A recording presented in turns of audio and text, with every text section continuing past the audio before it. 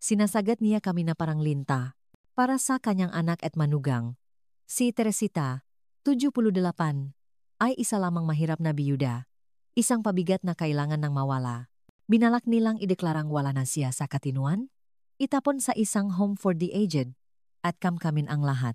Ngunit gumawa sila ng isang nakamamatay na pagkakamali.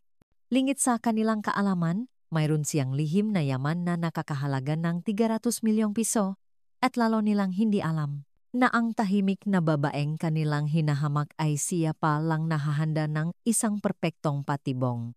Ito ay isang tunay na kwento ng pagtataksil, natatagong lakas, at isang paghihiganti na gigimbal sa lahat. Ang totoong kwento ko mula sa Maynila. Nagmana ako ng 300 milyon pagbanaw ng aking asawa.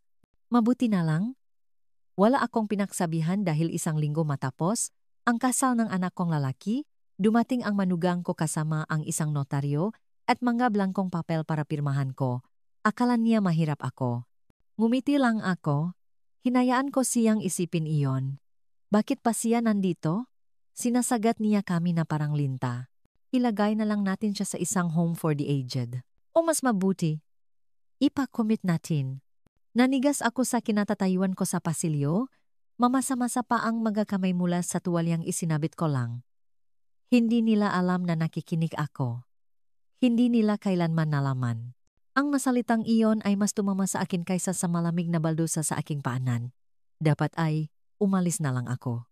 Dapat hinayaan ko na lang tulad ng lahat ng ibang insulto na tinis ko ng tahimik. Ngunit ang isang ito ay nag-ugat sa loob ko, malalim at tumitibok. Ang pangalan ko ay Teresita. Ako ay 78 taong gulang, isang biyuda, isang ina, at datiri isang asawa na naglulutong 3 beses sa isang araw at nagbabayad ng lahat ng bayarin sa tamang oras. Pinalaki ko ang isang anak na lalaki na nangangalang Marco na dati nakakatulok sa aking dibdib habang humuhuni ako nga lumang plaka ngang kundiman. Dati, dinadalhan niya ako nga bulaklak nga gumamela mula sa bakuran ng eskwelahan. Ngayon, hindi man lang niya ako dadalhan ng isang basong tubig maliban kung utusan siya, si Isabel, ang aking manugang. Nang pumanaw ang aking asawa na si Richardo, ang katahimikan ng bahay ay naging hindi na matiis. 48 taon kaming kasal. Kinuha siya ngang kanser ng mabilis at walang awa. Nanatili ako sa bahay na iyon nga 6 na buwan pa, pinupunasan ang kanyang nga sinalas, niluluto ang kanyang paboritong sinigang, at nagtitimplang 2 tasang tasaa dahil sa nakasanayan. Pagkatapos, isang araw, dumating si Marco at sinabing, "Nay, hindi po kayo dapat mag-isa. Bakit hindi po kayo tumira muna sa amin?" Noon parang pagmamahal ang dating.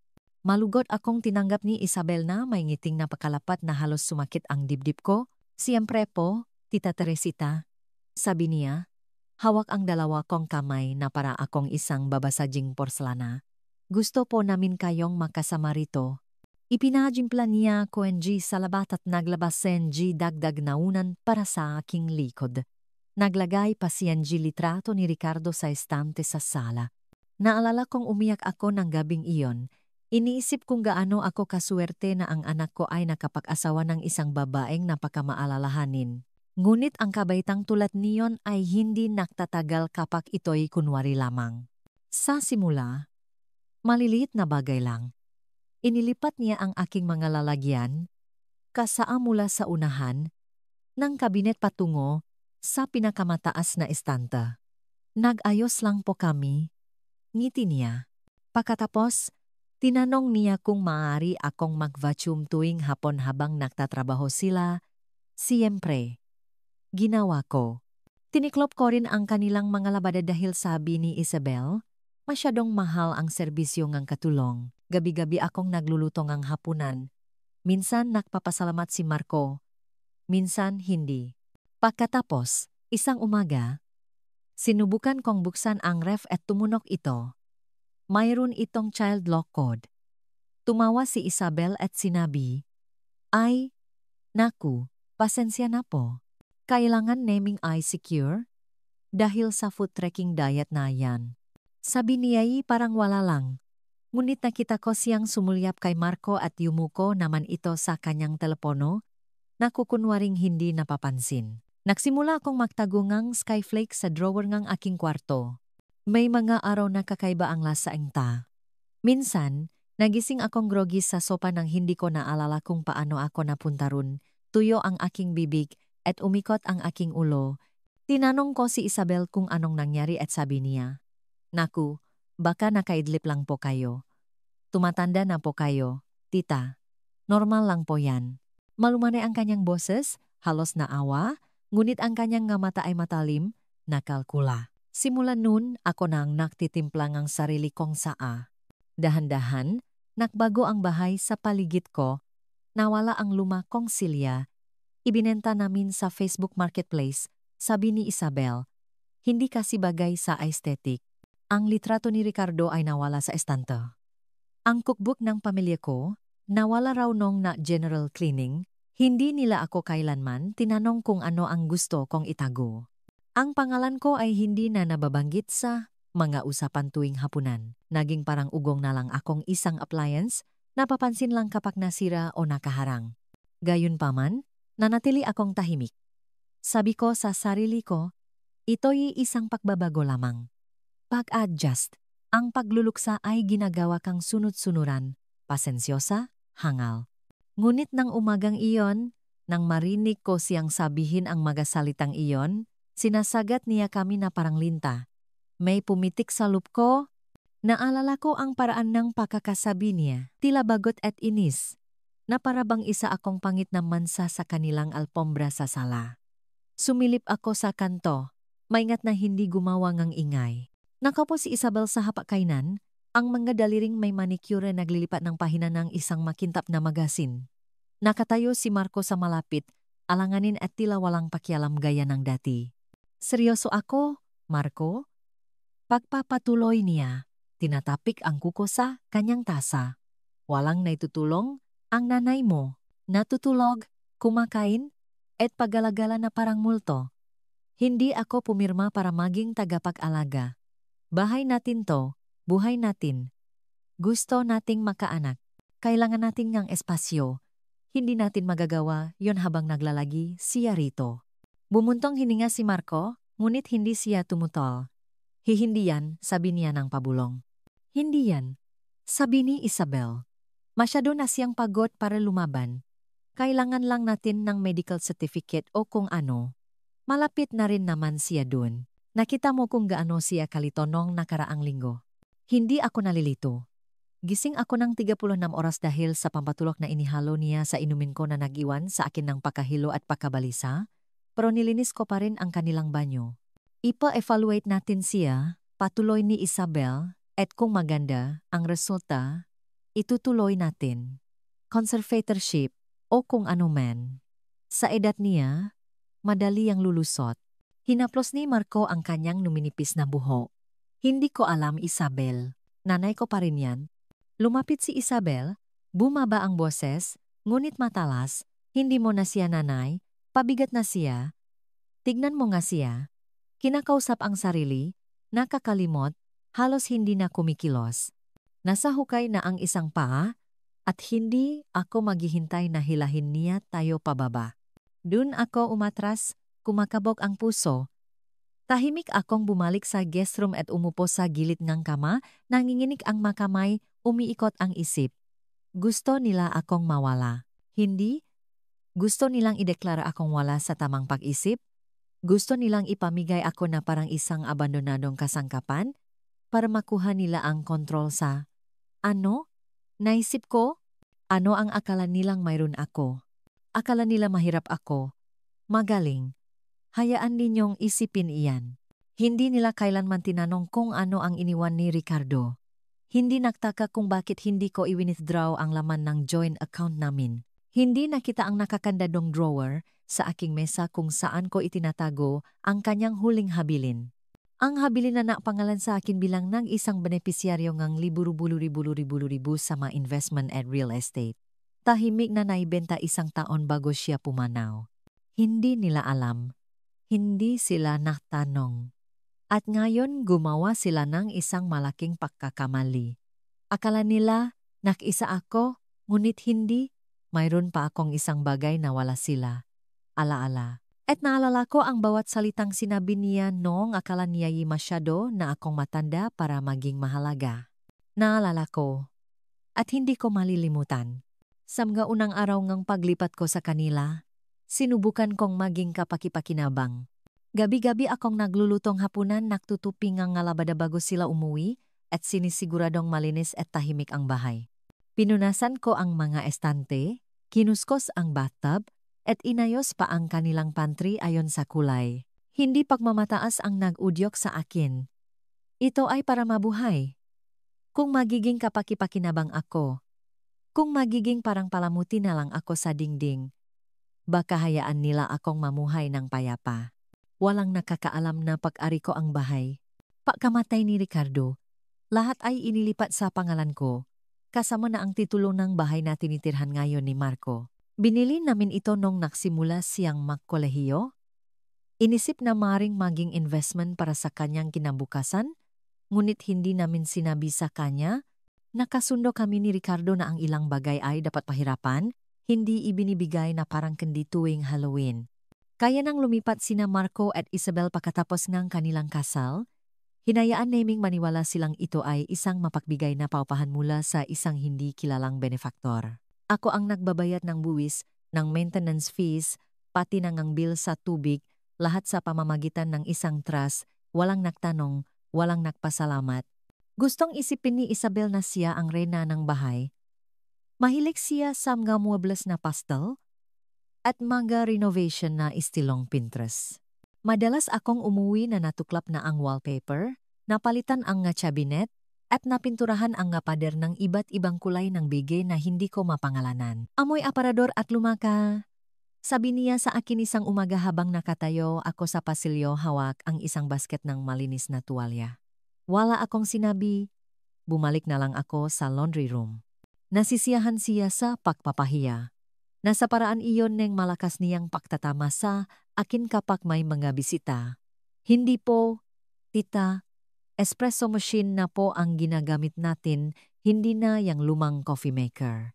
O sa paraan kang pagsasalita niya tungkol sa akin na parang wala ako sa kwarto.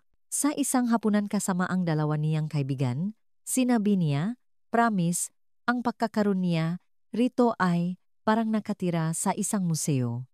Lahat amoy nakaraan at hindi tumitigil sa kadadaldal. Nagtawanan ang mga kaibigan niya. Tumingin si Marco sa kanyang plato at tinusok-tusok ang kanyang gisantes. Hindi siya kailanman nagsalita. Hindi ako ipinagtanggol. Kahit minsan. Sana mamatay ka na bago magpasko, sabi niya isang hapon habang inaayos muli ang sala. Magre-redecorate kami. Nakatayo ako sa malapit, nagpupunas ng bintana. Sinabi niya ito ng kaswal na parang pinag-usapan lang ang pagpapalit ng isang unan. Pumunta ako sa aking kwarto ng gabing iyon at umiyak, hindi sapat na malakas para marinig nila, siyempre, tahimik na luha lamang sa parehong unan na ginamit ko sa loop ng 30 taon, ang ibinigay sa akin ni Ricardo nung una naming paglalakbay sa Tagaytay. Kinabukasan, sinimulan ko ang aking tahimik na digmaan. Hindi ako sumiga. Hindi ako kumpronta. Nagsimula lang akong magsulat. Bawat salitang sinabi niya, itinala ko sa isang maliit na kwaderno na itinago ko sa ilalim ng sapin ng drawer sa aking mesa. Disyembre 3. Nagiwan siyang mamumo sa counter. Dapat isaksak ko ang mga skyflakes na yan sa lalamunan niya. Disyembre 10. Marco, kung hindi mo siya kakausapin, ako ang gagawa, at hindi ako magiging mabait sa pagkakataong ito. Disyembre 17. Isinusuot niya ang parehong sweater araw-araw. Amoy kamatayan, promise. Ang masalita ay sandata, at walang kamalay-malay si Isabel na kinokolekta ko ang sa kanya na parang mabala. Ngunit ang masalita lamang ay hindi sapat, kailangan kong pruweba. Kaya, kinuha ko ang isa sa mga lumang picture frame ni Ricardo. Isang mabigat na gawa sa nara na may disenyong bulaklak. At binutas ang likod nito, sapat lang para makasya ang isang mini voice recorder. Inilagay ko ito sa ibabaw ng fireplace sa sala, nakaanggulo ng tama. Gabi-gabi habang tulog sila, Idina-download ko ang audio ngang araw sa isang flash drive na nakatago sa gilid ng aking pitaka. Nilagyan ko itong label na hindi nila kailanman susuriin. Church Hymn 1980,1987. Sa loob ngang ilang linggo, patuloy akong nag-record. Nakuha ko ang pagsasabi niya kay Marco na nakukunwari lang akong makakalimutin. Na inexaggerate ko ang aking edad. Nakuha ko ang paraan ng pag-ismit niya nang humingi ako ng tulong sa pagbubuhat ng nga pinamili. Ang paraan ng pagtawa niya nang mali kong bigkasin ang pangalan ng kanyang hair serum. Ang paraan ng pagsitsit niya ng isa siyang parasito noong akala niya walang nakikinig, ngunit palagi akong nakikinig. At may natutunan akong mahalaga. Si Isabel ay hindi lang malupit. Siya ay tuso. May paraan siya na gawing ebidensya laban sa akin ang lahat. Kung makabasag akong baso, nagiging isa pa itong senyales ng pagina. Kung makalimutan kong ibalik ang gatas sa ref, dementya na agad. Maliwanag. Mayroon siyang pribadong folder sa kanyang computer na tinatawag na Teresita Notes. Nakita ko ito minsan nang iwan niyang naka-unlock ang screen. Nakalista doon ang bawat pagkakamaling nagawa ko sa bahay mula pa noong Agosto. Gumagawa siyang kasolaban sa akin. Dahan-dahan, masinsinan. Kinilabutan ako. Ngunit nagising din nito ang isang bagay sa loop ko na hindi ko naramdaman mula nang mamatay si Ricardo. Isang mabangis, tahimik na lakas. Hindi ako baliw, hindi ako mahina, at tapos na akong magpanggap na hindi napapansin. Tahimik ang hapunan ng gabing iyon. Masyadong tahimik. Nagluto ako ng chicken adobo, kanin, at ginisang sitaw tulad ng gusto ni Marco noon, na may kaunting sipang sili. Walang nagpasalamat. Walang nagsalita hanggang sa tumihim si Isabel at itinulak ang kanyang silya na may partikular na ngiting isinusuot niya kapag may gagawin siyang palabas. Inabot niya sa likod ang isang salansan ng mayos na mga papel na nakalagay sa isang matingkat na asul na folder. Lumapit siya sa akin at inilagay ito sa tabi ng aking plato. Sa ibabaw mismo ng mantel na pinlansa ko kaninang umaga. Pirmahan ng katulong ang mga papel. Sabi niya ng malakas at malinaw. Nakatingin kay Marco. Hindi sa akin. Hindi niya man lang alam kung ano ang nakasulat diyan. Tumingin ako sa folder. Tumingin si Marco sa kanyang baso. Mahabang katahimikan. Kinuha ko ang aking salamin sa pagbabasa, kahit na hindi ko na kailangan para sa malalaking letra, ngunit gusto ko ang pagkaantala. Kailangan kong isang sandali upang patatagin ang panginginik sa aking kamay. Ang puso ko'y dumadagundong sa aking dibdib na parang tambol ngang digmaan. Hindi nagsalita si Marco ni isang bulong ngang paktutol. Patuloy lang na nakatitik sa kanyang inumin na para bang nasa ilalim nito ang sagot. Binuksan ko ang folder ng dahan-dahan, sinasadya, pahina-pahina ngang legal na salita, siksik na maliliit na talata, nga salitang tulad ng durable power of attorney, revocation rights, at asset transfer. Pinalabas itong parang estate planning, ngunit sapat na ang papeles na nakita ko sa aking buhay para malaman na hindi ito simpleng pag-ayos. Sinusubukan nilang kunin ang kontrol sa lahat. Naksalin si Isabel ng isang basong alak, inikot-ikot ito, at dahan-dahang humigop na parabang nanonot ng isang eksena mula sa isang dula na siya mismo ang nagdirect.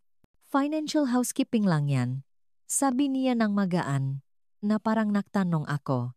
Standard lang. Inaayos lang natin ang mabagay para protektado ang lahat kung sakaling may mangyari. Sinabi niya ang salitang mangyari na may matamis na tono. Halos masuka ako. Na parabang ang mangyayari ay hindi na planado ng may katumpakan sa likod ko. Dahan-dahan akong tumango. Itinaas kong muli ang unang pahina at nakunwaring naniningkit. Hindi ko yata maintindihan ang bahaging ito. Sabi ko, itinuturo ang isang talata sa ibaba. Ano ang ibig sabihin ng salitang ito? Irrevocable?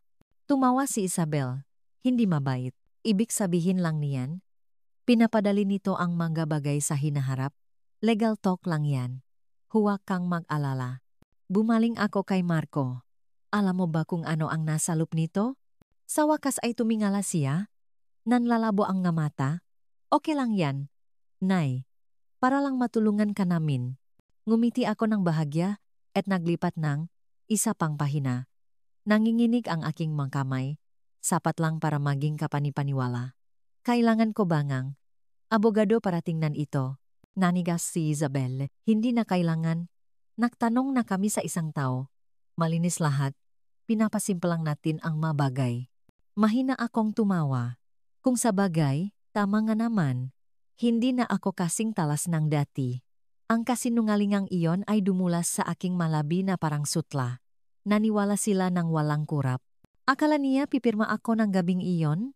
Nasusuray-suray akong pupunta sa pluma at ibibigay ang kakarampot na inakala nilang mayroon ako. Ngunit sa halip, maingat kong nilipat ang mga pahina, tumatango sa bawat isa, bumibiling ang oras. Pinapaliwanag ko sa kanya ang 3 pang suknay, na kunwari akong hindi naiintindihan. Nahanap akong tubig. Naktanong kung huli na para inumin ang aking gamot sa gabi. Lahat ng iyon ay pagpapaliban. At sa loop ko, isang madilim at mabangis na bagay ang nagsimulang mabuo. Akala nila, masyado akong mabagal, masyadong tanga, masyadong matanda para makita ang kanilang ginagawa. Ngunit wala ko sa mga iyon. Tahimik lang ako. At ang pagiging tahimik ay hindi nangangahulugang bulag.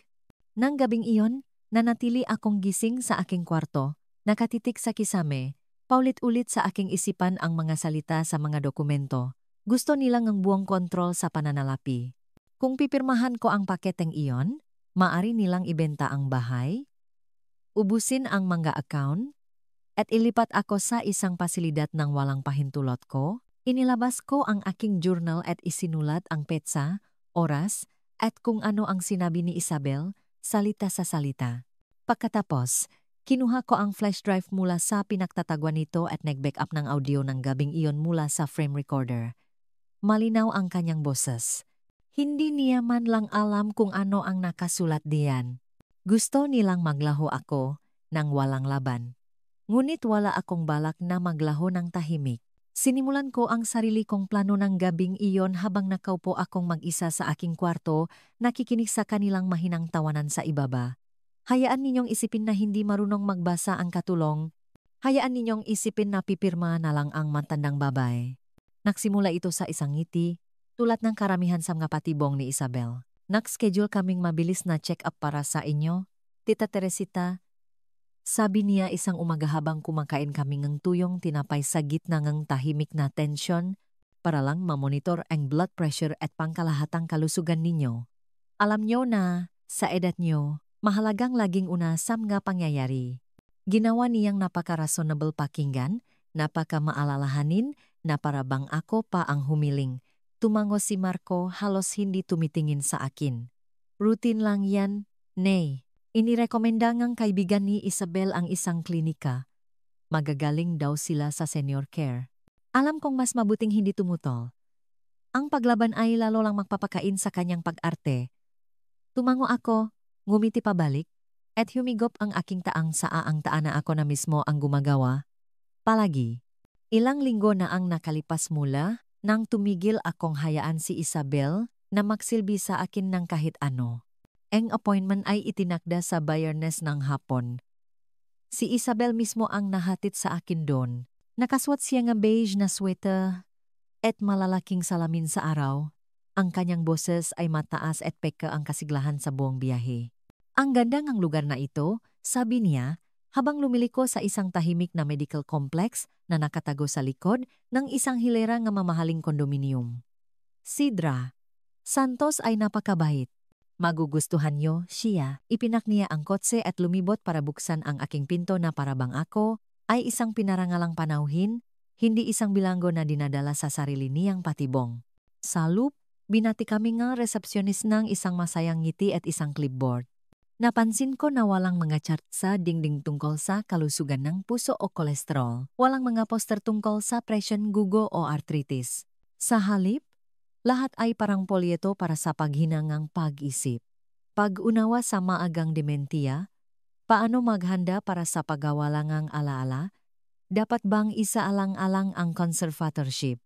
Zumulyap ako kay Isabel. Nagte-text siya. Isang babae sa kanyang 40s ang tumawag sa pangalan ko. Dra. Santos. Mayroon siyang malambot na kulot na buhok at mga matang klinikal. Ang kanyang pakikipagkamay ay matatak ngunit walang personal na dating. Pumasok kami sa isang simpleng puting silid na may 2 upuan, isang maliit na mesa, at isang digital recorder na kitang-kita. Walang exam table, walang stethoscope, walang anumang medical na instrumento. Naintindihan ko na nakakaranas ka raw ng ilang problema sa memorya, sabi niya pagkatapos kong maupo. Kumurap ako.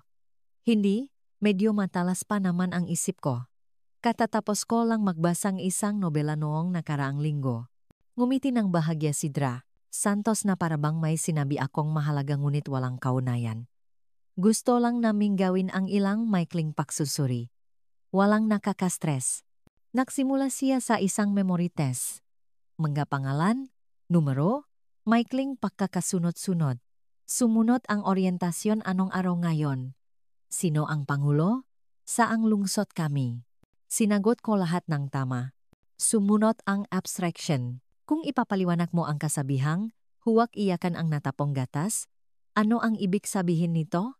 Sumagot ako ng malinaw. Ibig sabihin, walang saysay na magdalamhati sa mga bagay na tapos na. May isinulat siya nang hindi tumitingin. Isa pang tanong. Kung ang isang tren ay papuntang kanluran sa bilis na 60 kilometro bawat oras at ang isang kotse ay papuntang silangan sa bilis na 40, gaano sila kalayo sa isa't isa pagkatapos ng 30 minuto? Tumawa ako. Nagapli pa ba ako sa Dost? Hindi siya tumawa. Nagpatuloy lang siya sa pagsusulat. Naging kakaiba ang matanong. Naririnig mo ba minsan ang nga boses kahit walang tao sa paligid? Madalas mo bang nararamdaman na pinapanot kang nga tao? Naisip mo na bang saktan ang iyong sarili o ang iba? Sumagot ako ng mahinahon, matatag, at tapat. Hindi sa lahat. Ngunit patuloy siyang nagsulat. Nang matapos kami, pinasalamatan niya ako sa aking oras at pinahintay sa labas. Nakaupo si Isabel sa kotse, suot pa rin ang salamin sa araw. Nag-scroll sa kanyang telepono. Kumusta? Tanong niya nang hindi tumitingin. Ayos lang, sabi ko, nakatingin ng diretso. Nang sumunod na linggo, dumating ang isang sulat. Nakapangalan sa akin, ngunit binuksan ni Isabel. Palagi niyang ginagawa iyon. Binasa niya ito sa kusina. Nakatayo malapit sa coffee maker. Nahuhugas akong pinggan. Ayan, sabi niya, halos kumakanta. Mukhang may nakita nga sila. Iniabot niya ito sa akin na parang isang maruming tissue. Pinunasan ko ang aking makamay at kinuha ito. Galing ito sa isang klinika na kaanib ng estado, formal, walang damdamin. Paksa. Resultang pagsusuri sa pag-ugali at kognitibo. Rekomendasyon para sa karagdagang pagsusuri at pagsasaalang-alang sa pangmatagalang pangangalaga. Nagpatuloy ako sa pagbabasa, naninikip ang lalamunan ko. Diagnosis. Bahagyang paginana, kognitibo na may mga irregularidad sa pag-ugali. Rekomendasyon. Pagsubaybay at paghahanda para sa posibleng conservatorship o psychiatric evaluation para sa pangmatagalang pagkakalagay. Dahan-dahan kong tiniklop ang sulat, maayos at tumingala. Nakatayo si Marco sa pasilyo, nanonood, hindi siya nagsalita. Ngumiti lang si Isabel at umalis, humuhuni sa sarili. Ginagawa na nila. Inilalatag na nila ang pundasyon para ideklara akong legal na walang kakayahan para makuha nila ang kontrol sa bahay, sa mga account, sa bawat pisong akala nila itinatago ko. Naniniwala silang kapakwala na ako sa landas, nakakulong sa isang pasilidad na may puting pader, magiging madali na ang lahat. Nakakamali sila. Dahil ni-record ko ang bawat pag-usap. Nak-backup ako ng bawat file. I-scan ko ang sulat na iyon at idinakdag sa lumalaki kong archive ng ebidensya. Hindi lang ito isang plano. Ito ay isang krimen. At hindi ko hahayaang tapusin nila ito. Kinabukasan matapos dumating ang sulat na iyon, tumawag ako. Hindi mula sa bahay. Siyempre. Naglakad ako ng 3 kanto papunta sa pampublikong aklatan. Nag-sign in sa isa sa mga lumang telepono na inilaan para sa mga emergency at idinayal ang numero mula sa memorya. Si Ate Jose Reyes ay abogado ni Ricardo sa loob ng mahigit 30 taon. Siya ang humawak sa tahimik na pagbebenta nga aming maari-arian.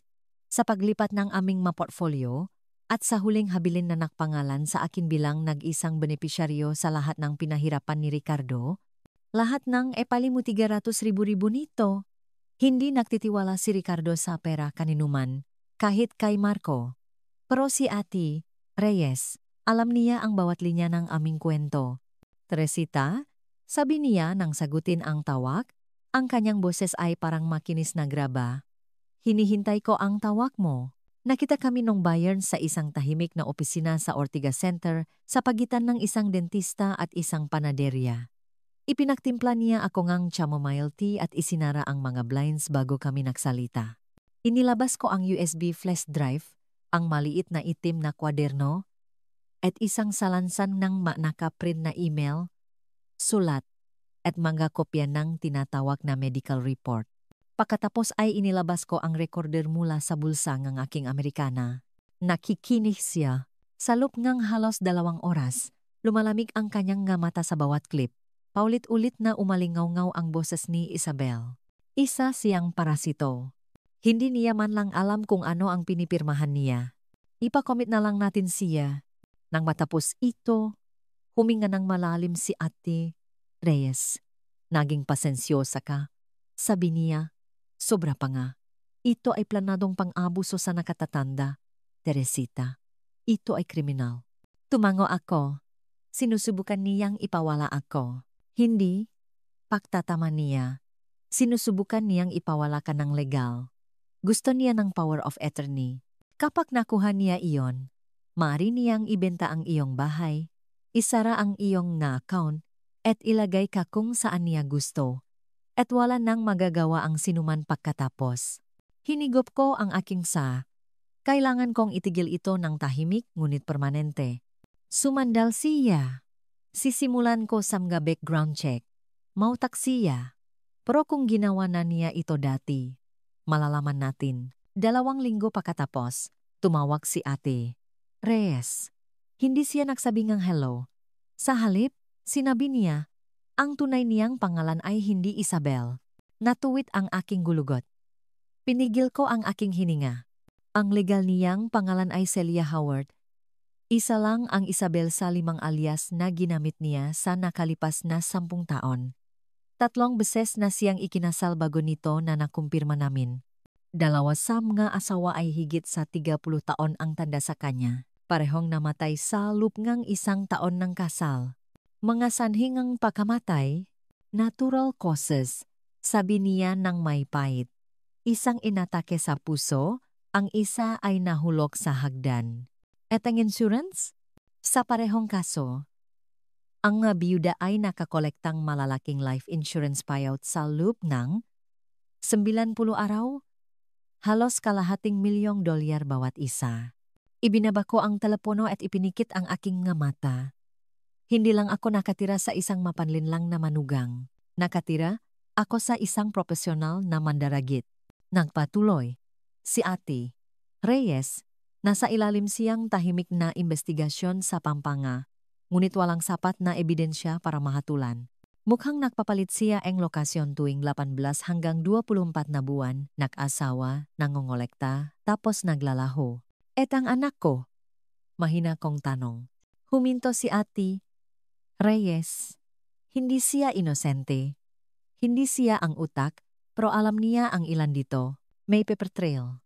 Mga pagbabago sa access sa account, mga kahilingan sa benepisyaryo. Imposibleng hindi siya naghihinala. Sumakit ang dibdib ko, ngunit hindi ako umiyak. Hindi na. Umiyak ako nung araw na namatay si Richardo. Umiyak ako nung araw na tinawag ako ni Marco na Teresita na parang isang estranghero sa halip na nanay. Ngunit ngayon, naubos na ang aking mga luha. Ngayon, gising na ako. Akala nila mahina ako. Sabi ko. Inaasahan nila iyon, sagot ni Ate Reyes. Tumingin ako sa bintana ng kanyang opisina sa kulay abong langit ng Maynila at may naramdaman akong pumayapa sa akin. Hindi galit, hindi dalam hati, isang bagay na mas matalim, isang bagay na luma at hindi masisira. Hindi nila makikita ang parating, sabi ko. Ngumiti si Ate Reyes. Siguraduhin nating hindi nila makikita. Ginugol ko ang mas sumunod na linggo sa pagpapanggap na nanghihina. Mas mabagal akong kumilos. Sinadyang makalimot. Minsan kong naiwang bukas ang ref, naglagay ng asin sa asukalan, at nagsimulang magtanong ng parehong tanong ng 2 beses. Gustong-gusto ito ni Isabel. Halos nagniningning siya sa tuwa. Lumalala na siya. Bulong niya isang gabi. Alam na naririnig ko siya. Sabi ko sa iyo, tama ang ginagawa natin. Tumango si Marco, ang kanyang mga mata ay sumulyap sa akin, pagkatapos ay umiwas. Mukha siyang isang batang lalaki na nakahulog ng laruan sa kalsada at takot na habulin ito. Akala nila'y nasisiraan na ako, ngunit naghahanda ako. Ang mapapel na ibinigay nila sa akin nung una, nakatago pa rin sa isang file, na-scan at naipadala kay Ate Reyes. Gumawa siya ng sarili niyang bersyon, makatulad sa unang tingin. Parehong layout, parehong cover sheet, ngunit ang pipirmahan ko ay hindi ang kamatayan ng aking kalayaan. Ito ang simula ng kanilang pagbagsak. Ang totoong mga dokumento ay mga affidavit na nilagdaan sa ilalim ng parusa ng perjury, nakulat ng financial fraud, pagtatangkang pilitin ang nakatatanda, manipulasyon ng pagkakakilanlan, at pagsasabuatan para sa pang-abuso sa isang taong mahina. Nag-ayos si Ate Reyes ng isang sertipikadong notaryo para gumanap sa palabas. Isa lang ang trabaho ko, magpanggap na tanga at pumirma. Dumating ang araw na parang isang anino, maaga akong ginising ni Isabel. Nakasuot siya ng perlas na puting blusa at beige na pantalon na parabang pupunta sa isang country club. Ang kanyang ngiti ay matamis. Ang kanyang kamay ay nakakainis sa pagiging banayad habang tinutulungan akong magsuot ng bagong kardigan. Magiging magandang araw ito, sabi niya. Tinatapos lang natin ang ilang papeles. Pagkatapos nito, hindi mo na kailangang mag-alala sa kahit ano. Nakaupo si Marco sa mesa sa kusina, tahimik, maputla. Ang notaryo, isang magalang na binata na nangangalang Gino, ay dumating ng eksaktong 9:00 ng umaga. Umupo siya sa hapagkainan at binuksan ang isang maliit na case na may formal na selyo, clipboard, at legal pad. Inilata ni Isabel ang mapapal na parang isang hostess na nahahandel nga pampagana. Ito na ang huling bersyon, sabi niya. Inilalagay ang nga ito sa harap ko. Ilang pirma at inisyal lang. Dahan-dahan akong kumurap. Inaayos ang aking salamin. Tungkol saan nga ulit ito? Lumapit siya. Sinasabi lang nito na binibigyan mo kami ng pahintulot na tumulong sa pamamahalang ng bahay at mga account. Alam mo na, tulungan ka sa iyong mga bayarin, sa iyong mga gamot. Isang biyaya ito. Talaga. Tumikhim si Gino at tumingin sa akin. Ginang Teresita, pinipirmahan niyo po ba ang mga dokumentong ito sa inyong sariling kagustuhan? Tumangwa ako. Naintindihan niyo po ba kung ano ang nilalaman ng nga dokumentong ito? Ngumiti ako ng bahagya. Oh, malinaw na malinaw. Nakningning ang mukha ni Isabel. Si Marco ay hindi pa rin naksasalita. Nanginginig ang aking makamay, hindi sa takot, kundi sa tamang tiempo. Kinuha ko ang pluma. Dahan-dahan, binuksan ang huling pahina, at pumirma. Teresita Reyes. Tulat. Nagsinabi sa akin. Ni Ate Reyes. Tinatakan ni Gino ang papel. Ayan na, sabi ni Isabel. Tapos na. Bumaling siya kay Marco. Ang kanyang boses ay masaya sa kaluwagan. Tapos na tayo. Tumayo ako. Pupunta na ako sa aking kwarto. Kailangan kong magpahinga. At naglakad ako palayo. Mabagal at sinadya. Tuwid ang likod. Kalmado ang puso. 3 oras pagkatapos, isinampa ni Ate Reyes ang lahat, hindi sa probate court, kundi direkta sa opisina ng Abogado General at sa National Bureau of Investigation, NBI. Ipinasa niya ang lahat ng recordings, litrato, transcript, talaan ng ari-arian, background report ni Isabel, mga sertipiko ng kasal sa ilalim ng ibang pangalan, mga death record ng kanyang nadating asawa, at ang affidavit na nilagdaan ko na nagdedetalya ng buong lawa ng pandaraya. Hindi namin kailangang sumigaw. Nasa amin ang lahat. Hindi ako kailanman naging hangal sa kwentong ito. Tahimik lang ako hanggang sa dumating ang oras na hindi na dapat. Eksaktong isang linggo matapos kong pirmahan ang nga papel, ang aking nga papel sumabog ang bagyo. Nakasuot si Isabel ng mapusyaw na pingnong araw na iyon. Ang kanyang buhok ay kulot at masaya.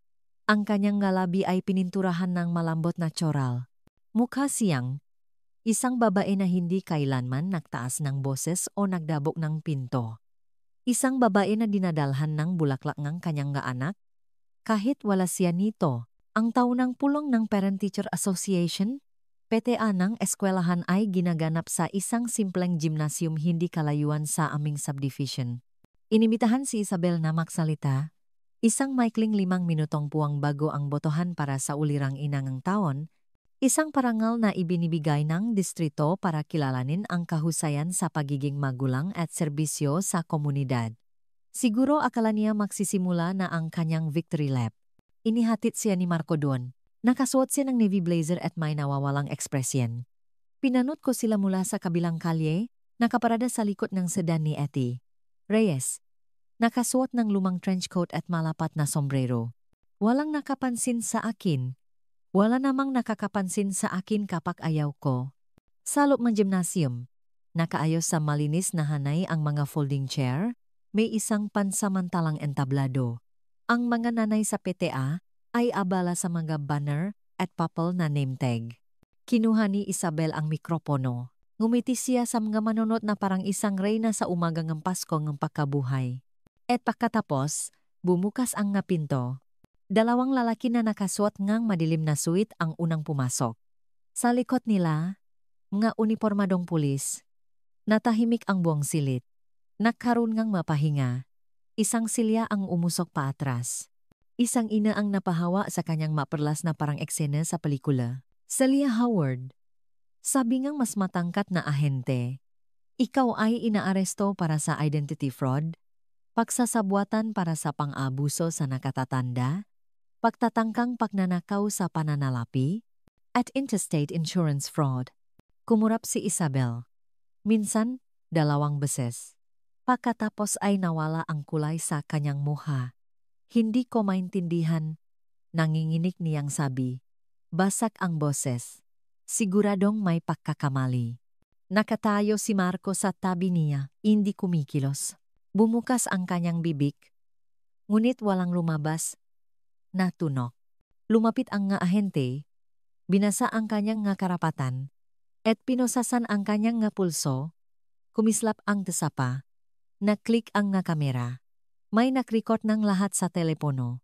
Hindi na siya mukhang elegante. Sa labas, nagsimula ng maktipon ang press. Nakpadala si Ate Reyes ng mahindi kilalang tip sa ilang lokal na news outlet. Sapat lang para masiguradong hindi basta-basta maglalaho ang kwento, tulad ng inaasahan niyang mangyayari sa akin. Nakatayo ako sa likod ng caution tape, tahimik. Inilabas siya sa harap na pinto, at sa isang saglit, naktama ang aming nga mata. Nanigas siya, nanigas ang kanyang panga. Hindi ako ngumiti. Hindi ako kumaway. Tinitigan ko lang siya sa parehong paraan na tinitingnan niya ako noon kapag matagal akong nakatayo sa kusina o masyadong malaki, ang espasyong sinasakop ko sa sala. Maliban na lang ngayon, lahat ng espasyo ay akin na. Siya ang unang umiwas ang tingin. Sumunod si Marco. Nakita niya ako. Humagbang siya. Isa lang, at pagkatapos ay huminto. Naktitigan kami ng ilang segundo, mag-ina. Ang agwat sa pagitan namin ay mas malawa pa kaysa sa mga siranang humaharurot sa kalsada. Bumukas ang kanyang bibig. Tumalikot ako at naglakad palayo. 1 linggo pagkatapos ng pag-aresto, isinara ko ang isang simpleng puting sobra, isinulat ang pangalan ni Marco sa maingat na pagkakasulat, at inihulog sa mailbox sa may kanto. Walang return address. Tanging ang katotohanan. Sa loob ay isang pirasong papel at isang pisong barya. Ang papel ay may aking pirma, notaryado, pinal, at hindi may kakaila. Binabawi nito ang kanyang katayuan bilang tagapagmana, binabawi ang kanyang karapatang gumawa ng desisyon para sa akin, binabawi ang lahat ng inakala niyang tahimik, niyang mamanahin habang nakatayo, sa tabi ng isang babaeng tulad ni Isabel.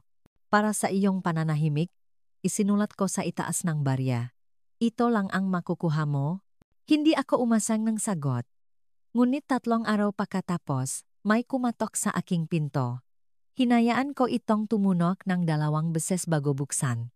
Nakatayo si Marco doon sa parehong blazer na suot niya sa PTA meeting, gusot na ngayon, may mansangang kung anong natapon niya marahil sa biyahe. Ang kanyang buhok ay hindi suklay, ang kanyang nga mata ay namamaga. Mukha na naman siyang isang batang lalaki, isa na naligaw, at sa wakas ay natanto na hindi siya hihintayin ng mundo. Hawak niya ang sobre sa kanyang kamay.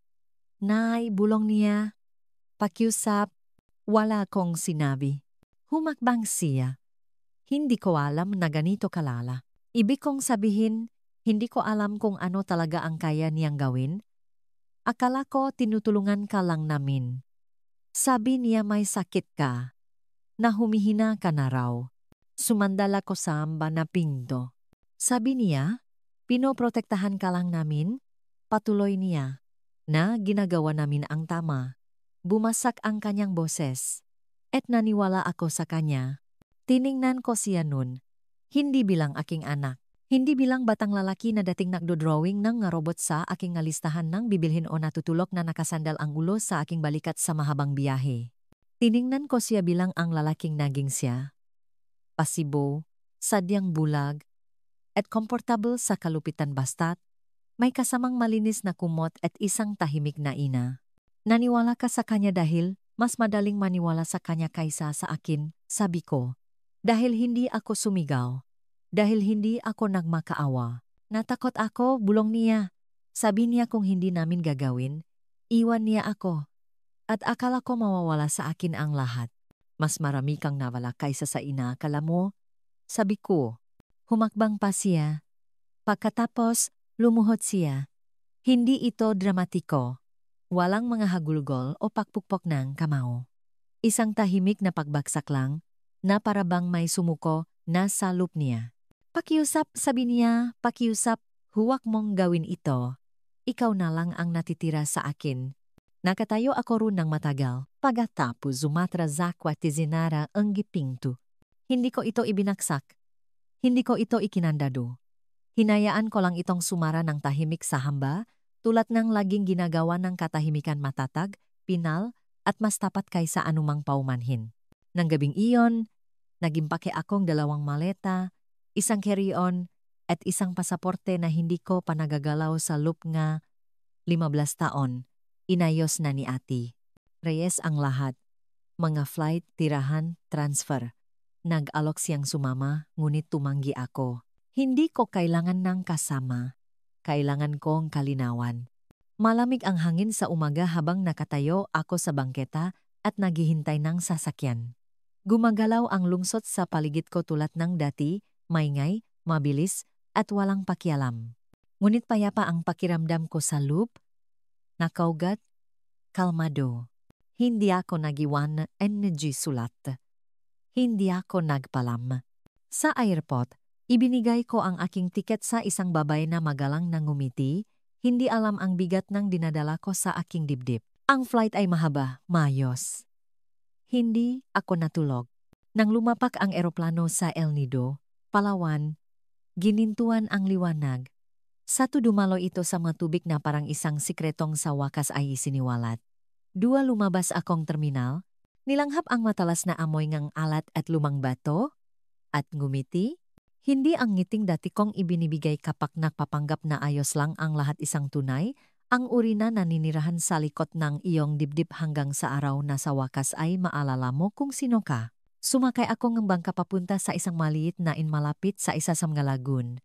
Simple ang aking kwarto. Puting kumot, nga bintanang may arko, isang maliit na balkonahe na tanaw ang tubig. Nang gabing iyon, umupo ako roon na may isang basong alak at pinanood ang langit na magbago mula kahel hanggang lila. Walang nagutos sa akin na magluto. Walang nagutos sa akin na pumirma ng kahit ano. Walang nagsabi sa akin na amoy aparador at luma ako. Malaya na ako. Tunay na malaya. Naalala ko si Ricardo. Kung paano siya nagbibiro tungkol sa pagre-retiro sa Palawan. Isang araw, sabi niya, kapag masyado na tayong matanda para maging mahalaga, pupunta tayo kung saan walang nakakakilala sa atin at mamumuhay na parang maamprador na nagbabalat kayo. Ibinulong ko sa hangin, nakarating tayo mahal, nakarating ako. Kinabukasan, pumunta ako sa palengke at bumili ng isang bungkos ng sunflowers. Inilagay ko ang mga ito sa isang florera sa bintana at hinayaang maligo sa liwanag. Sumulat ako ng isang linya sa aking journal. Dati, ako ang katulong na hindi kailangan ng sinuman. Ngayon, ako na ang may-ari ng sarili kong buhay. At bawat salita ay totoo. Salamat sa pakikinig sa aking kuwento. Kung naantik ka nito, kung ipinaalala nito sa iyo ang isang boses na matagal nang pinatahimik marahil ng iyong ina, ng iyong lola, o kahit nang sa iyo na intindihan mo kung bakit kailangan kong ikuwento ito. Dahil minsan, ang pinakatahimik na babay sa silid ang may hawak ng pinakamalakas na katotohanan. At minsan, ang isang katulong ay ang tunay na may-ari ng bahay. Hindi lang ito ang aking kwento. Ito ang kwento ng bawat babay na minaliit, binalewala, o sinabihang manahimik, at sa halip ay piniling alalahanin ang lahat. Kung gusto mong makarinig ng mas maraming kwentong tulad ng sa akin, mga totoong kwento ng pagtataksil, katatagan, at tahimik na paghihiganti, mangyaring mag-subscribe sa mga totoong kwento ng buhay. Dito, ang manakalimutan ay sa wakas ay naririnig. At tandaan, ang paghihiganti ay walang expiration date. Ang karunungan ay hindi sumisigaw, ito ay naalala. At kapag nagsalita ang isang lola, sa wakas ay nakikinig ang mundo. Mag-subscribe na at huwag palampasin ang isang katotohanang sinubukang ibaon ng mundo.